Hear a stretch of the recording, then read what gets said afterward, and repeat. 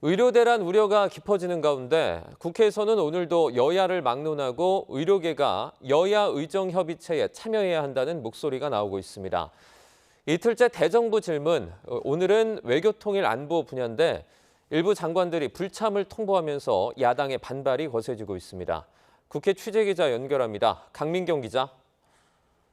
네, 국회에 나와 있습니다. 네, 정치권이 여야 의정협의체 출범이 필요하다는 데는 공감대를 모았지만 의료계 참여를 끌어낼 방법을 놓고는 여야 시각차가 여전하다고 하는데요. 자세한 상황 전해주시죠.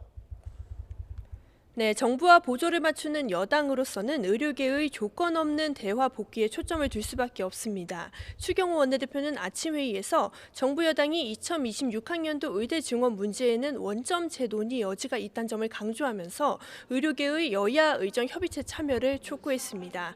또 현장에 복귀한 의료진의 신상을 공개한 이른바 블랙리스트가 유포되는 상황을 비판하며 이런 범죄 행위 말고 더 나은 의료 서비스를 찾기 위한 방안을 함께 찾아가자 고 말하기도 했습니다. 더불어민주당 역시 의료계의 참여를 촉구하지만 정부 태도가 먼저 전향적으로 변화돼야 하지 않겠느냐는 입장입니다. 박주민 당 의료대란 특위 위원장은 YTN과의 통화에서 의료계가 참여하려면 그들의 요구도 논의해야 하지 않겠냐고 지적했습니다. 당장 내년도 의대 증원 백지화를 약속하진 않더라도 대화의 물꼬를 트기 위해서는 이 또한 논의해볼 여지가 있다면서 정부가 딱딱하게 구는 게 이해가 되지 않는다고 날을 세웠습니다.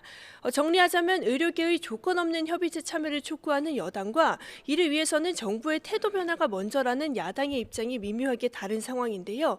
이와 별개로 양당이 계속 의료계와 비공개 접촉을 이어가는 상황으로 파악돼서 논의 진척 여부가 주목되고 있습니다. 오늘 이틀째 대정부 질문, 이 주제가 외교통일 안보 분야도인데 일각에서는 파행 가능성도 거론이 되고 있죠.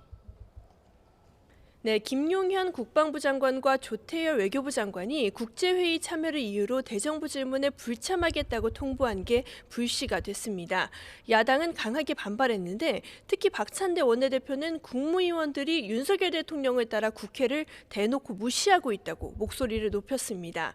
이렇게 국회를 무시하면서 불출석을 고집하면 이에 책임을 묻겠다고도 했는데 함께 들어보시겠습니다. 삼권 분립의 헌법 정신을 정면으로 도전하는 행위이자 민주주의 파괴 행위라는 점을 분명히 인식하고 오늘 국회에 출석해 헌법상 의무를 다할 것을 강력하게 촉구합니다. 이에 국민의힘은 장관들의 불참은 이미 양당과 국회의장의 허가를 받은 사안이라고 반박했습니다.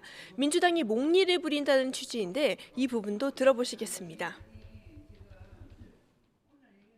양당 교섭단체의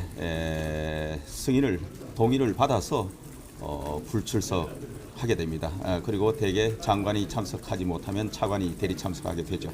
오늘도 국방장관, 외교장관은 그런 절차를 거쳐서 다만 아직까지는 오후에 열릴 대정부 질문이 파행될 거라고 단정 짓기는 어려운 상황입니다.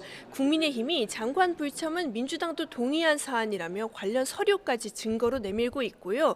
야당도 대정부 질문 시간 시작을 늦추는 걸 고려하고 있다고 해서 상황은 좀 더 지켜봐야 할 것 같습니다.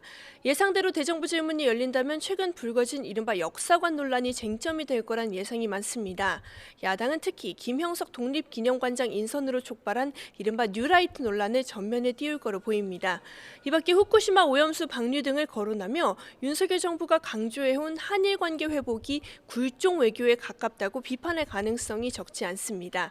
이에 맞서 국민의힘은 윤석열 정부가 외교의 지평을 넓혔고 한일 관계도 정상 수준으로 회복되고 있다는 점을 부각할 거로 예상됩니다.